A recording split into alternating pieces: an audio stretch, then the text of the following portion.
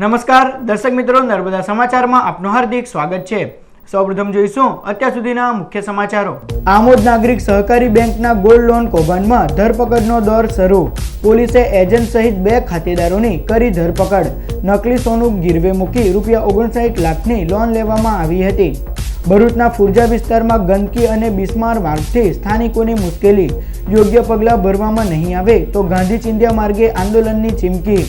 નર્મદા જિલ્લાના પૌરાણિક શૂલપાણેશ્વર મંદિરે ભરાતા ભાતીગળ મેળામાં માનવ મહેરામણ ઉમટ્યું। દેવાધિદેવ મહાદેવને દાળિયાનો પ્રસાદ ધરાવવાની અનોખી માન્યતા।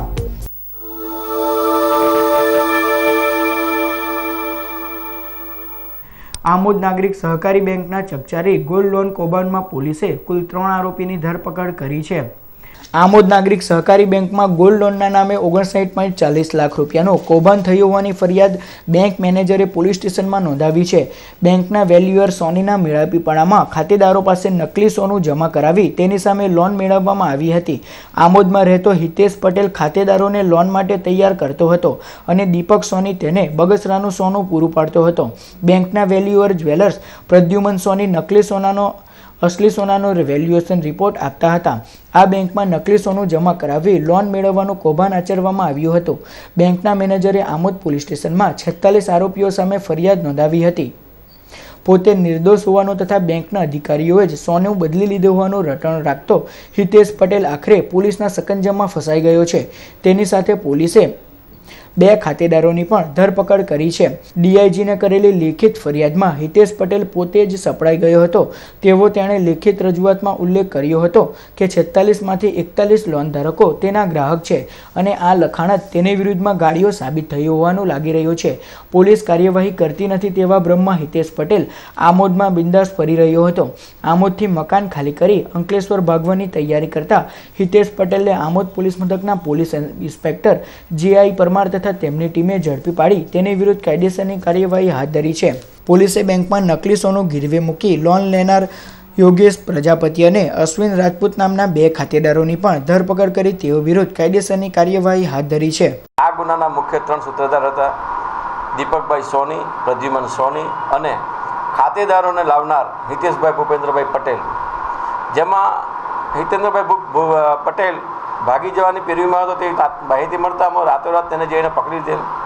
તેને પૂછપરછ કરતાં તેણે પોતાની કબૂલાતમાં જણાવેલ છે કે પોતે પ્રદ્યુમન સોની અને દીપક સોનીને કહેવાથી પોતાના મિત્ર વર્તુળના માણસોને ભેગા કરી સોનાના દાગીના દીપક સોની આપતો હતો અને પ્રદ્યુમનભાઈ જે બેંકના વેલ્યુઅર તરીકે છે તે ખોટું પ્રમાણપત્ર લખી આપતા હતા અને તેના ઉપર તેઓ લોન લઈ તે લોનમાંથી અમુક જ કમિશન પોતે રાખી બાકીના પૈસા દીપક સોની અને પ્રદ્યુમનને આપી દેતો હતો અને ખાતેદારને પણ તેમાંથી અમુક પૈસા આપતો હતો।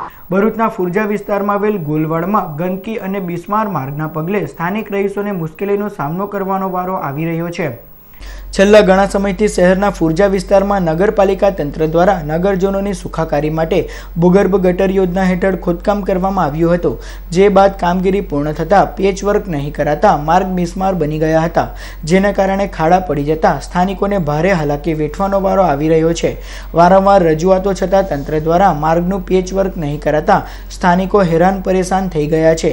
તદુપરાંત આ વિસ્તારમાં સાફ સફાઈના અભાવે ગંદકીનું સામ્રાજ્ય જોવા મળી રહ્યું છે। નગરપાલિકાના સફાઈ કર્મચારી આ વિસ્તારમાં સાફ સફાઈ માટે નહીં આવતા હોવાની ફરિયાદો સ્થાનિકો દ્વારા કરવામાં આવી રહી છે। ત્યારે તંત્ર દ્વારા યોગ્ય પગલાં ભરવામાં આવે તેવી માંગ સ્થાનિકો દ્વારા કરાઈ રહી છે। હું હાજી ફરીદભાઈ મોહમ્મદભાઈ શેખ, મોહમ્મદપુરા ગોલવા ગંજકચ્છ મસ્જિદના મેનેજિંગ ટ્રસ્ટી તથા સામાજિક કાર્યકર્તા લાંબા સમયથી મોહમ્મદપુરા ગોલવાડની લોકો પાઇપલાઇન મ્યુનિસિપાલિટી ખોદી ગયેલી છે તેનું રિપેરિંગ કામ હમણાં સુધી થયું નથી। આના ગાંધી બજારના પોઈન્ટ ઉપર કચરાપેટી પડેલી છે અને તેનો વિડીયો પણ એ લોકોએ ઉતારેલો છે। તે વિડીયોમાં તમે નજર જુઓ, સ્વચ્છ અભિયાન મોદી સાહેબે કર્યું છે તેનું ઉલ્લંઘન થઈ રહેલું છે। તે સત્તાધારી પક્ષો એની નોંધ લે। હું ગોલવાડ 4 રસ્તામાંથી મીનાક્ષીબેન જયંતિભાઈ અગરબત્તીવાળા બોલું છું। અમને રોડની ઘણી તકલીફ છે, ગાડીઓ પણ જતી નથી, એક્સિડન્ટ થઈ જાય છે, પણ રોડ બનતી નથી। કેટલા 2 વર્ષથી અમને રોડની ઘણી તકલીફ છે। અમારી દુકાન છે પણ અમારે તો ગાડીઓ જાય છે પણ ગાડીઓ અમારા ગાડી બાયણામાં સ્લીપ ખાઈ જાય છે, કોઈ સાંભળતું નથી। નર્મદા જિલ્લાના સુલ પાણેશ્વર મંદિરે ચૈત્ર માસમાં ભરાતા ભાતીગળ મેળામાં માનવ મહેરામણ ઉમટ્યો। નર્મદા જિલ્લાના ગોરા ગામ પાસેના નવા સુલ પાણેશ્વર મંદિરે ચૈત્રી અમાસે પરંપરાગત લોકમેળો ભરાય છે અને અહીં ગુજરાત, મહારાષ્ટ્ર તેમજ મધ્યપ્રદેશના દર્શનાર્થીઓ આવીને ધન્યતા અનુભવે છે। એક માન્યતા પ્રમાણે હાલ જ્યાં નર્મદા બંધ છે તે બંધના પાછળના ભાગે આવેલા પર્વત પાસે ભગવાન શિવે તેમના ત્રિશૂળ વડે અંધકાસુર દૈત્યનો નાશ કર્યો હતો, પરંતુ આ અંધકાસુર બ્રાહ્મણ હતો, તેથી ભગવાન શિવને બ્રહ્મ હત્યાનું પાપ લાગ્યું હતું અને ભગવાને આ ત્રિશૂળ પર લાગેલા રક્તને અહીં નર્મદામાં ધોતા તેમનું બ્રહ્મ હત્યાનું પાપ ધોવાયું હતું અને અહીં તેઓ સ્થાન સુલ પાણેશ્વર તરીકે સ્થાપિત થયું હતું। એ દિવસે ચૈત્રી અમાસ હતી અને આ દિવસે દેવોએ અહીં મેળો કર્યો હતો, ત્યારથી આ સુલ પાણેશ્વર મંદિરે મેળાનું આયોજન કરાય છે। જો કે અસલ મંદિર મહારાષ્ટ્ર અને ગુજરાતની વચ્ચે આવેલું હતું, પરંતુ નર્મદા બંધ નિર્માણ પામવાને કારણે તે 1994માં ડૂબમાં જવાથી ગુજરાત સરકારે અહીં નવું મંદિર ગોરા ખાતે બનાવ્યું છે અને અહીં પણ પરંપરાગત મેળો ભરાય છે। આ મેળાની વિશેષતા એ છે કે અહીં ભગવાનને ચણામાંથી બનાવેલા દાળિયાનો પ્રસાદ ધરાવવામાં આવે છે અને તેના કારણે જ અહીં દાળિયાનું આખું બજાર પણ ભરાય છે। આ મેળામાં દૂર દૂરથી લોકો આવી દેવાધિદેવ મહાદેવની આરાધના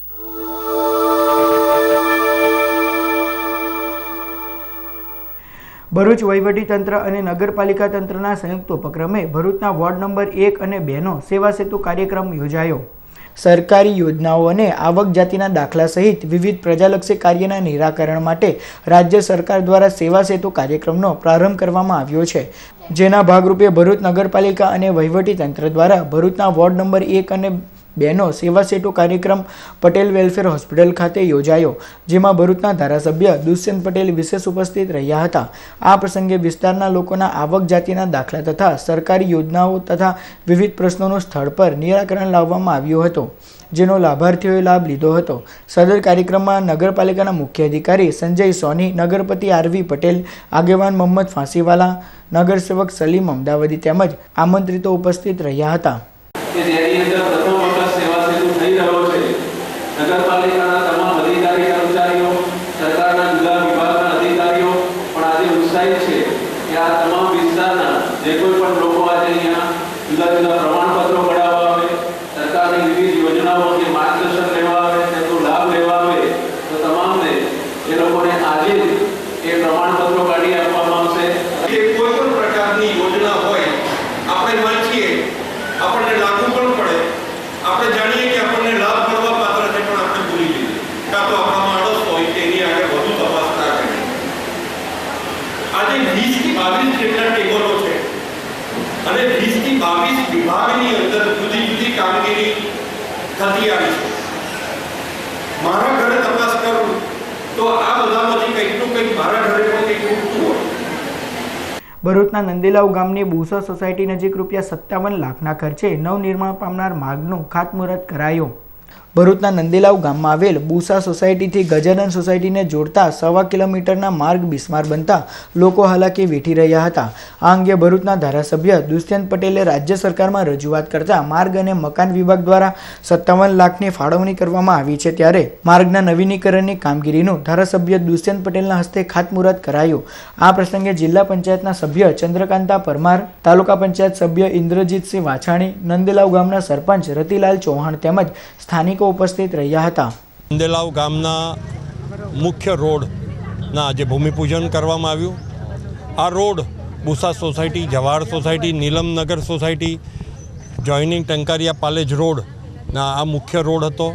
આ રોડથી સોસાયટી વિસ્તારના લોકોની માંગ હતી કે આ રોડ ખૂબ જર્જરિત હતો અને આજરોજ એનું ખાતમુહૂર્ત કરવામાં આવ્યું છે। આ રોડ 1.17 કિલોમીટર લાંબો અને એ આરસીસી ટ્રીમિક્સ રોડ બનનાર છે અને આની કિંમત 57 લાખના ખર્ચે આ રોડ તૈયાર થવામાં છે।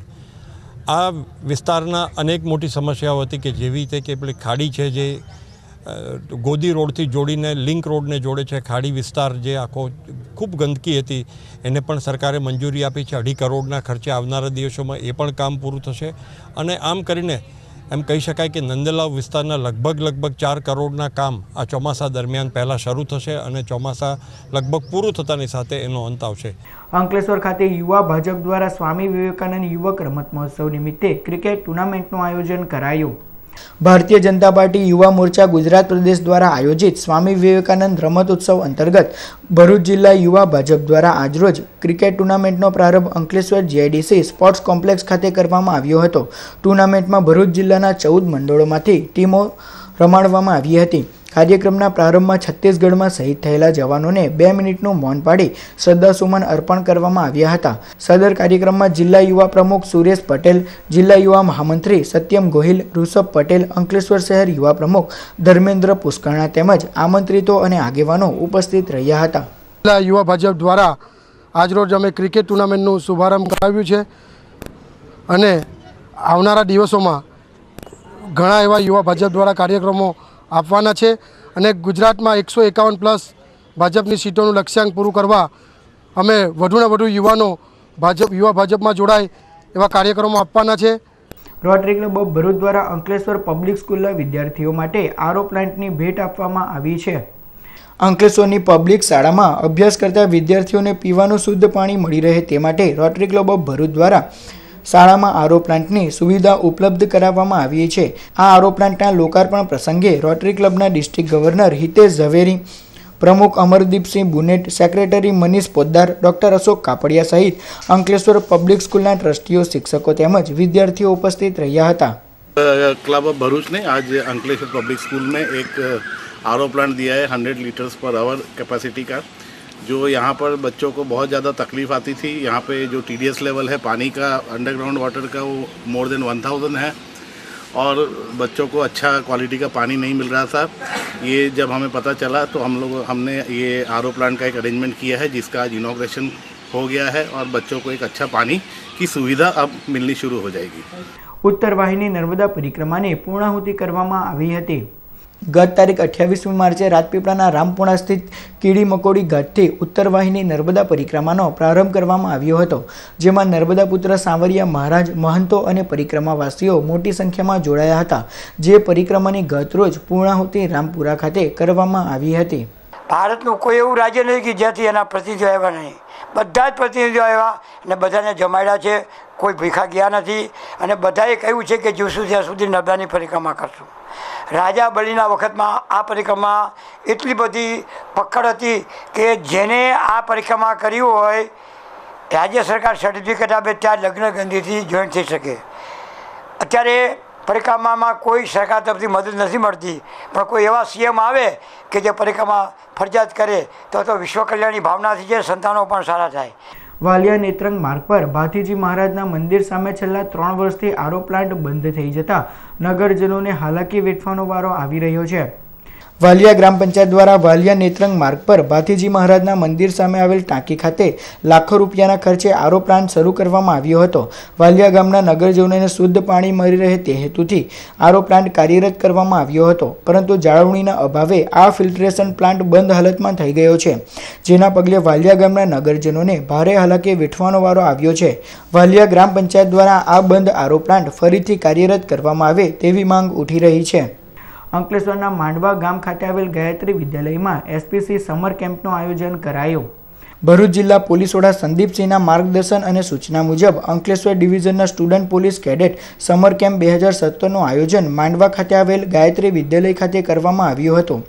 પોલીસ હેડક્વાર્ટરના DYSP ભરત રાઠોડ અને પોલીસ ઇન્સ્પેક્ટર PG ચૌધરીના સુપરવિઝન હેઠળ યોજાયેલ 5 દિવસીય SPC કેમ્પમાં ઝઘડિયા, અંકલેશ્વર, ઉંબલ્લા અને રાજપારડીના 200 જેટલા વિદ્યાર્થીઓએ ભાગ લીધો હતો, જેમાં મેડિકલ કેમ્પ, પરેડ, જુદી જુદી રમતો સહિત પ્રવૃત્તિઓ કરાવવામાં આવી હતી. આ 5 દિવસીય કેમ્પમાં SPCના વિદ્યાર્થીઓને રહેવા જમવા સહિતની સુવિધાઓ ઉપલબ્ધ કરાવવામાં આવી હતી.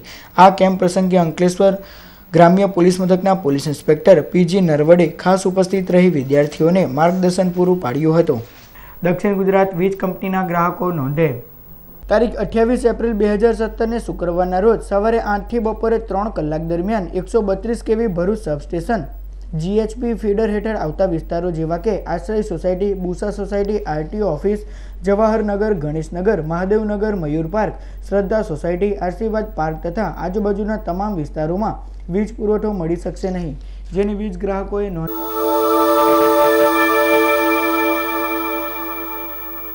સમાચાર પૂર્ણ કરતા પહેલા મુખ્ય સમાચાર પર ફરી એક નજર. આમોદ નાગરિક સહકારી બેંકના ગોલ્ડ લોન કૌભાંડમાં ધરપકડનો દોર શરૂ. પોલીસે એજન્ટ સહિત 2 ખાતેદારોની કરી ધરપકડ. નકલી સોનું ગીરવે મૂકી ₹59 લાખની લોન લેવામાં આવી હતી. ભરૂચના ફુરજા વિસ્તારમાં ગંદકી અને બિસ્માર માર્ગથી સ્થાનિકોની મુશ્કેલી.